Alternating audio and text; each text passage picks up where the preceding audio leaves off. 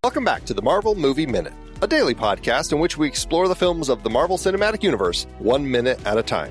In this, our 5th season, we are looking at Joe Johnston's 2011 film Captain America: The First Avenger. I'm Andy Nelson from the True Story FM Entertainment Podcast Network. Pete is still sick.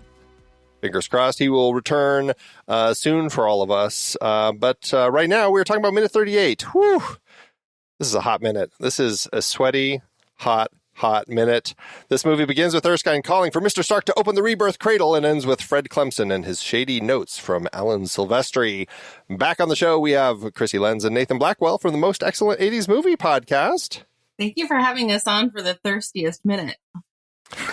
Yeah, this is, even I'm a little thirsty. This is, wow, what is going on in this minute? Whew. There is before minute 38, and there is after minute 38. That's right. Yeah, it's BM 38 and AM 38. We lucked out the most pivotal moment in the movie. Perhaps the whole MCU is this minute.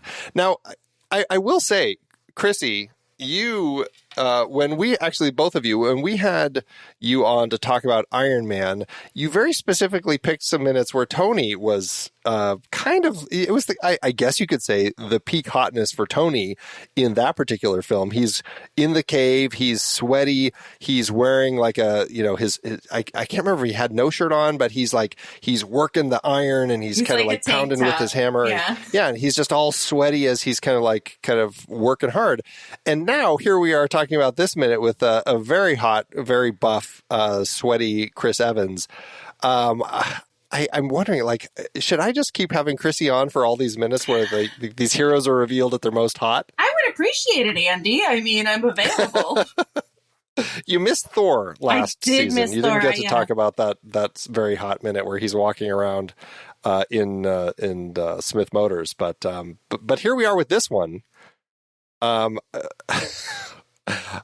feel like before we get to the reveal, the opening of the chamber, the Vita Chamber, I just want to talk real quick about this moment because in the script, we have the EKG machines. We kind of see below Howard Stark, there's a green monitor and a little EKG line is beeping, or the line is moving, showing us his heartbeat and stuff. In the script, that is actually beeping, and as the machines all shut down, the beeping stops and the line goes dead, and everybody thinks Steve is dead. And even Colonel Phillips has this moment where the script says he looks saddened, and then the beeps start again, and that's when Stark opens it up. Do we need any of that? I mean, did that help anything? I mean, you can see why they didn't shoot it, but I mean, do you feel like you wanted a moment where you were concerned that things didn't work? No, I don't. I don't think so. I feel like the energy wanted to be somewhere else. That we had enough of that, just enough of the danger. Oh, should we stop? Should we cancel it? No, keep going. And then you really wanted just kind of like the big kind of like the birth.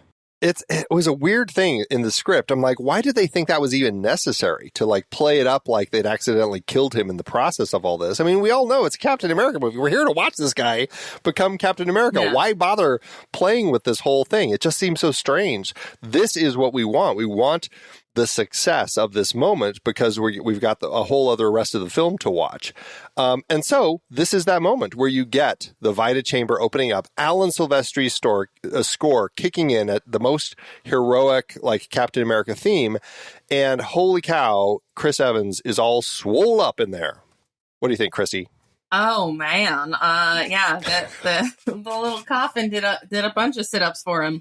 Was that a little my stars? Well, I got a case of the vapors. But with the moment that the chamber opens, though, you're just like, why is he wearing the most flesh-colored pants? They're so exactly the same color as his skin tone. And so you're just like, oh, it's khakis. Okay. He's not nude. He's not nude in there. It's his khakis. But yeah, my goodness. That's why he was screaming. He had a lot of pectoral growth to go through. Plus, the khakis were so darn tight at that point, Right. Yeah. So that's eventually the eyes drift drift up and you're like, oh, there he is. But then you're just like, oh, what is happening with these pants? Like, I mean, he must have gone from like a size 28 to like a size 38.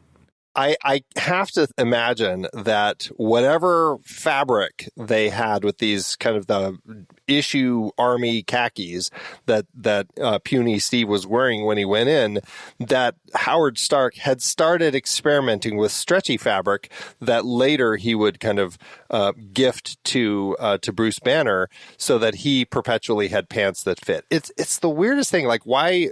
I mean, sure, they need him to have pants on because obviously he's going to be out in the streets here soon.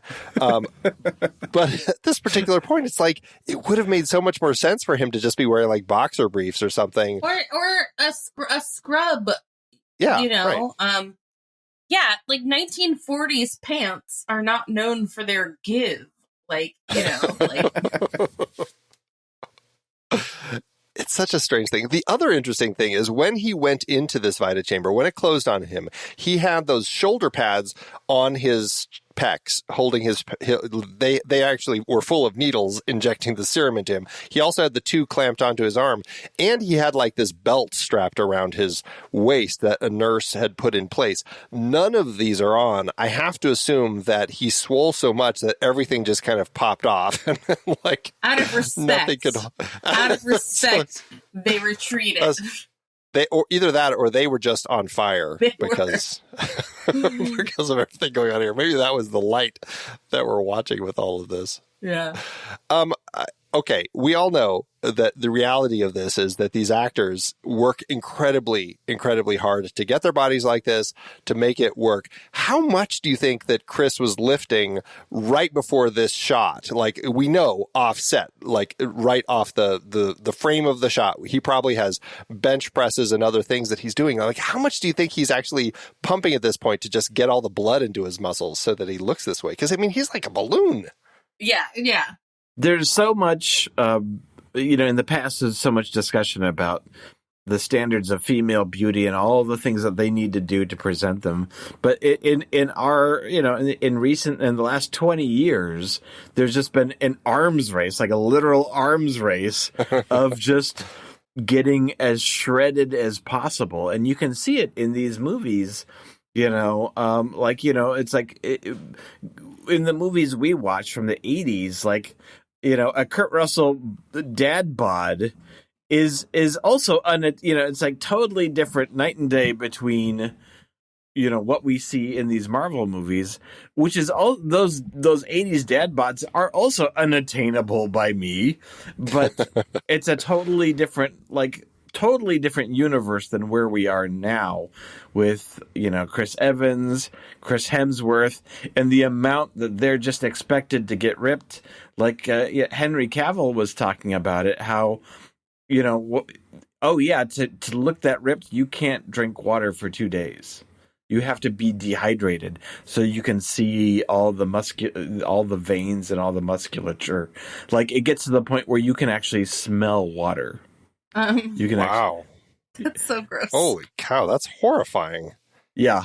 And even in the, we have this beautiful sweaty khaki reveal, and, he's this beautiful picture of manly muscle, but even that is so gets eclipsed as we go on, even by the Marvel movies, and we see like the Chris Hemsworth Thor of Love and Thunder. It's like, oh, you like the 6-pack? I've got 25-pack now. Like, did you know there were muscles between this muscle and this muscle? And you're just like, it's okay. Like, you can stop now. Like, we get it. Like, we were impressed at 3. We were. Like, you had me at hello. Like, it's okay.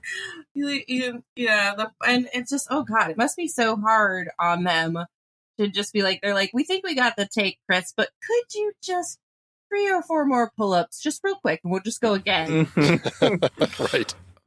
Can we add more veins in post? Do we not have? Okay, just let's do another take. Chris, did you drink water 3 days ago? Because God damn it, you knew we were going to be filming this scene.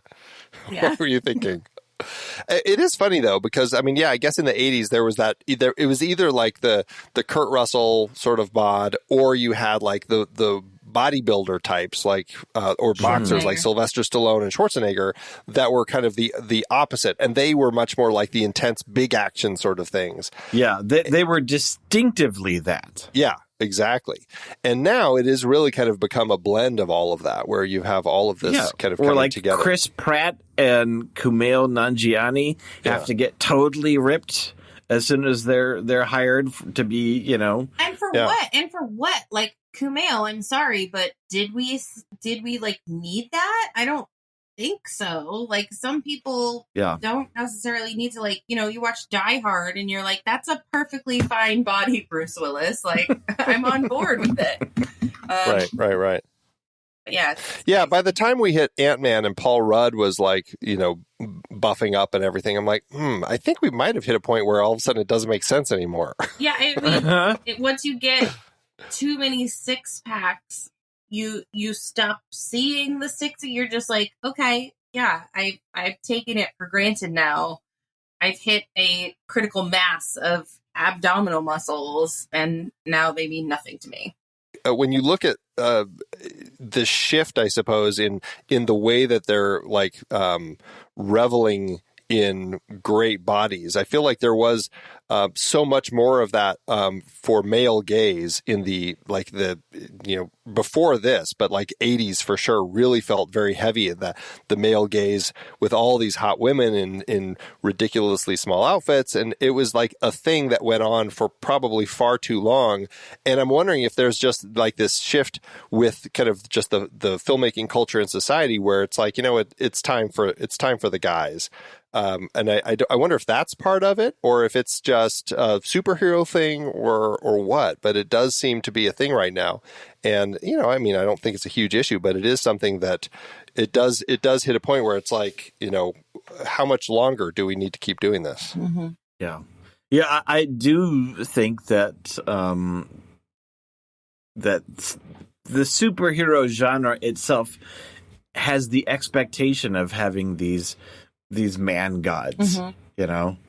Yeah. That other adventure genres or adventure style stories didn't have that expectation of. Like, if you had it, it was a bonus, but there wasn't an expectation that you would match this totally improbable physique that you would see on the comic book pages.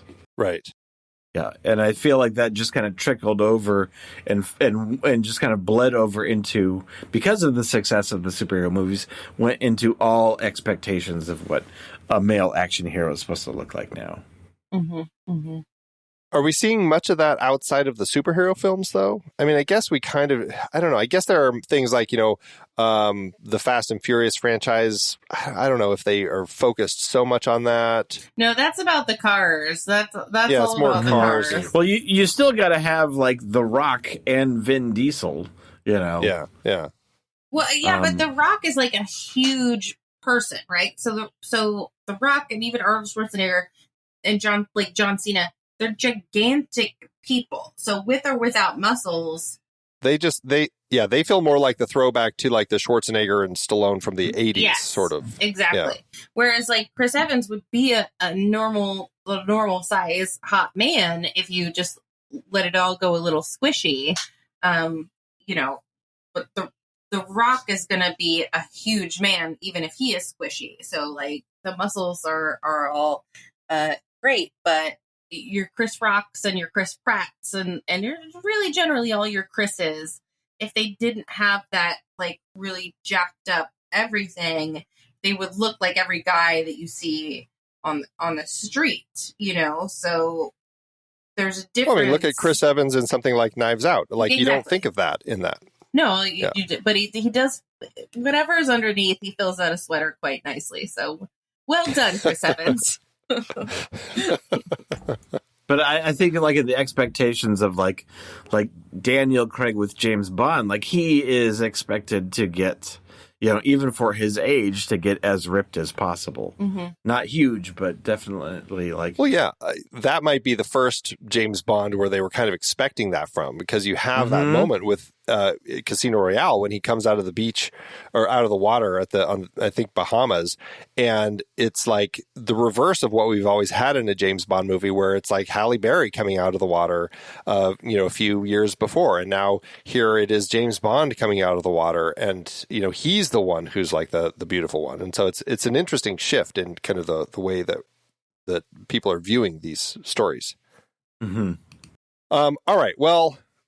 Enough talk about hot bodies. Is it enough, Andy? I'm not sure. I feel like I think we've got a little more. So my favorite moment, maybe even in the whole movie, is where everyone is kind of gathering around the brand new hot Steve, and Captain, and then Peggy Carter like almost touches his chest. Like she like reaches for it and is like, no, that's inappropriate. Like it's the best moment in the movie, because she is just got the biggest lady boner at that point. And it comes after such a funny line too, right? Where she's just like, "How are you feeling?" And he's like, "Taller." And it just, it plays so well. And that moment of her and the nurse, like the nurse comes up. We have our nurse who we've seen off and on through this scene. That's of course Catherine Press. She brings the shirt that he came in with over to Peggy to give to him, and she also can't stop kind of like glancing over at Steve through this whole thing.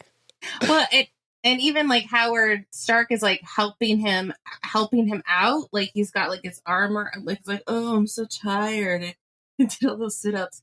And he's got like his arm around, and Howard has his like hand, like he's trying to support him, but he's like has his hand like near the abs, and he's like, "Ooh, do I touch? I don't." Everybody is in love with Steve at this point. They're all wanting to touch him. Yeah, I mean, Tooch is the first one to run up there. Like as soon as the thing opens, he goes up to help him out, and it's like, grabs his arms to help him step down and everything. And it's, I mean, they're all over him. They're all over him. They all want him at this point. And the Tooch is like, my experiment worked. I made Hotness. I made pretty boys. Quick, get 6 more guys in there. That's immediately. Get them in. Tommy Lee Jones is like, am I next? Yeah. How different would this moment be if it was Captain Carter having come out of the Well, that's a very interesting point, because that goes to the ways that these sorts of films get made now. Because if she had come out of it, and if this was storytelling done again in the 80s, she would have been wearing something that was far too tight and small, and so she would have been incredibly buxom and in this outfit that all the guys would have been ripped out of it. Yeah. And so it's interesting, kind of that perspective shift on all of this. But it would have been kind of like the Amazon moment, to where they all have to look up and they're impressed as she's like towering over them, And that's, I think that when you look at something like Wonder Woman, I think they did a really good job in that film of not turning it into that. And I think Patty Jenkins was the right director for that, who was able to kind of make that film about the strength and everything without having to be this ogle fest. Yeah. And I don't know, I guess we have a little bit of an ogle fest going on here with everybody. But again, it's, I feel like it's this point in society where it's like, I guess it's been time. It's time. It's a fair turn. Yeah. All right. Take it and enjoy. But it is really funny. I love that, Steve comes off the thing, and he's just like, we did it. And then I like all the reactions, like, Erskine's like, yeah, I think we did it. And then what's interesting is that Howard looks at him and is like, you actually did it. He says, you actually did it, which I think is so interesting, because obviously he was very much involved. And part of me wonders is like, where is Howard's thinking with all of this? Because, we saw him earlier in the film. He failed at his experiment with his car. His flying car takes off and then immediately crashes. When he's first at he shows up here, he's kind of like, he seems like a little self-doubting the way that he's describing, like, are we ready? Well, as we'll ever be. And now he's at this point where he's like, you actually did it. Like, is he just like so completely doubtful of his abilities to do anything. It plays so strangely for me that he says, you actually did it. And it's like he doesn't take any credit for any of this. But maybe this is a turning point for him. I don't know. Yeah, it's a very interesting interpretation. Like, I feel like Howard Stark is his own kingdom unto himself. You know, like he sees himself as the top of his own pyramid.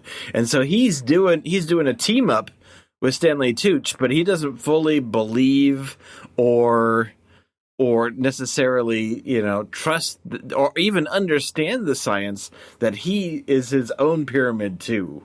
And so they're rolling the dice and he's supporting the Tucci, but he's like, oh my God, you actually pulled it off. Like he sees it as, even though he's part of the team, he's really like, he's like a special guest star in the Tucci's own comic book series. It's like, whoa, you pulled it off. Like, you know, even, that's kind of, I see it like, you know, like Howard Stark will never forget that he is the hero of his own story. Well, and, you know, do you think there's an element, I think a big part of what's happening in this film is setting up this idea that this super soldier serum, specifically the super soldier serum, is very much something that Erskine had come up with. You know, he used it on Schmidt, or Schmidt kind of stole it and used it on himself, however we want to explain that.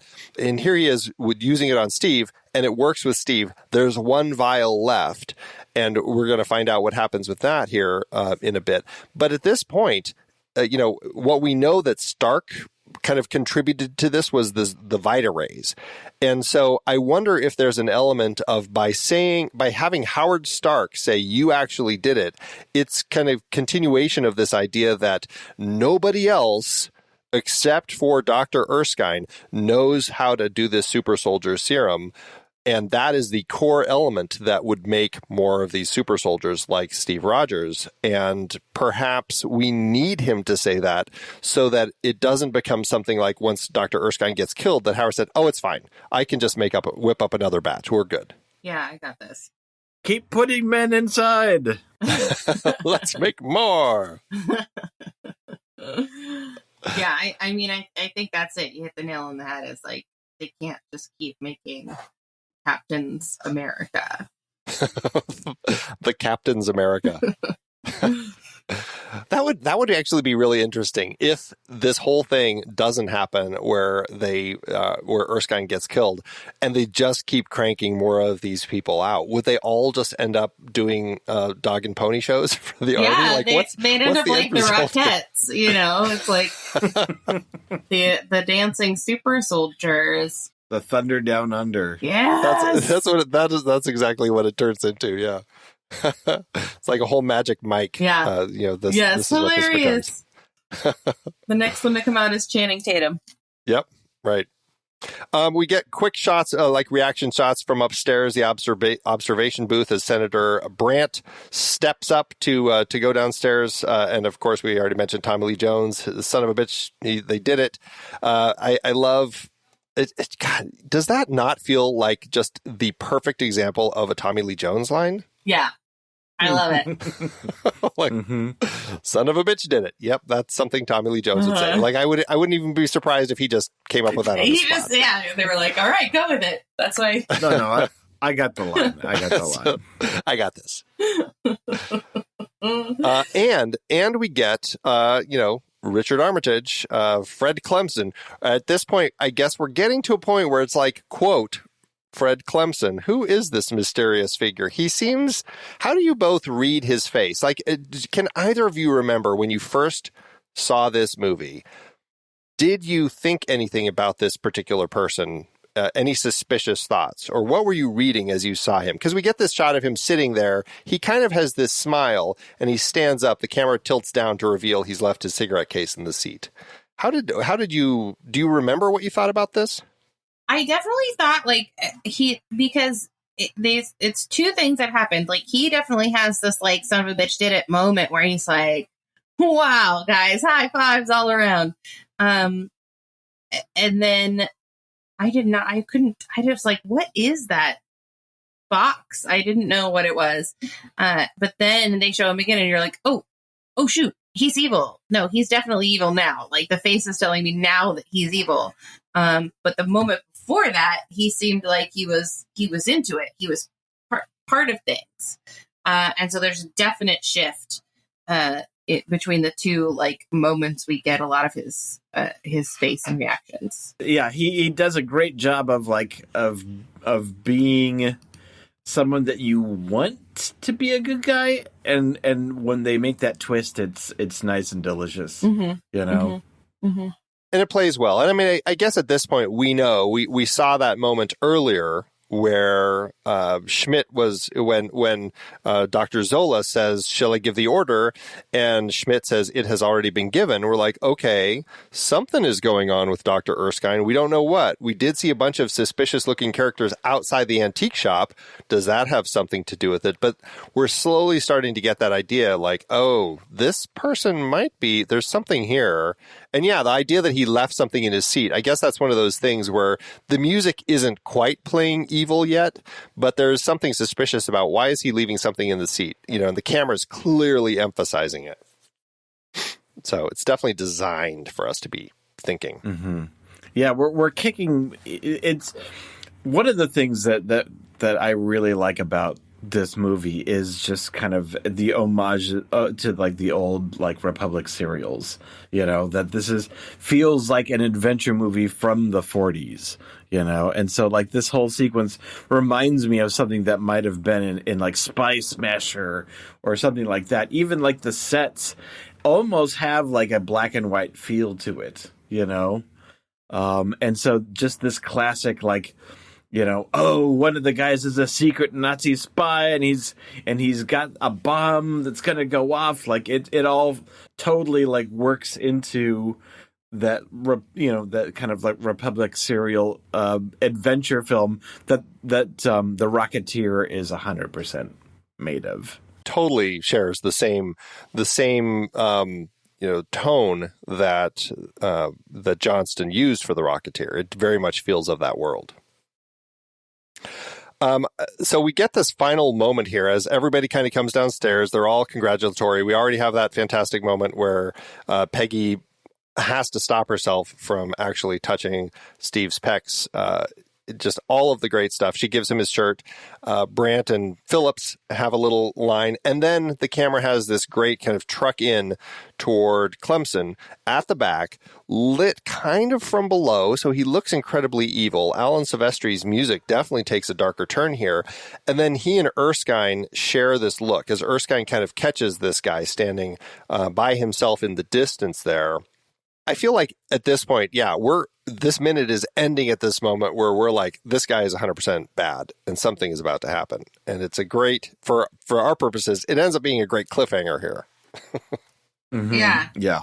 It is. Any last thoughts about him or this minute? Because otherwise we've got plenty we can save about all of this moment for tomorrow's minute. Yeah, I think he's up to no good. Yeah, he seems shady. Well, if he didn't seem shady, Alan Silvestri certainly thinks he is, because it's true. Music certainly isn't happy at this point. There's something evil in the works. So, all right. Well, let's we'll jump back into tomorrow's minute. We'll talk more about everything that's going to happen from this point forward. At this point, why don't you two again remind everybody where they can tune into your podcast and what it's all about? Nathan, you give this one a whirl. Okay, let's do it. Let's see if I can remember the name of my own podcast. The most excellent 80s movies podcast. It's where we kind of revisit 80s movies from our childhood with our new adult eyes. Sometimes movies that we loved or movies that we may have even missed. And we bring on guests and we have a good comical discussion about how things have changed in the last 20, 30, 40 years. It's been a minute. Yeah, wherever fine podcasts are served. Fantastic. Well, we will have the link for that in the show notes. Definitely check out the podcast. It's a fun one to listen to. You can learn more about our show and our socials and join our Discord community and our merch and all that. Just go to marvelmovieminute.com and you can find out all of that stuff there. We'll be back tomorrow to find out more about this mysterious Fred Clemson standing in the back of the Rebirth Lab. So until next time, true believers.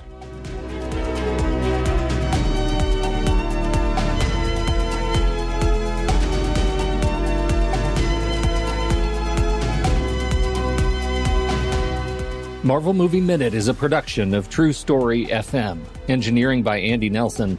This season's music is Spread the News by Anthony Vega, and this season's show art is by Winston Yabo. Find the show at truestory.fm, and if your podcast app allows ratings and reviews, consider doing that for this show.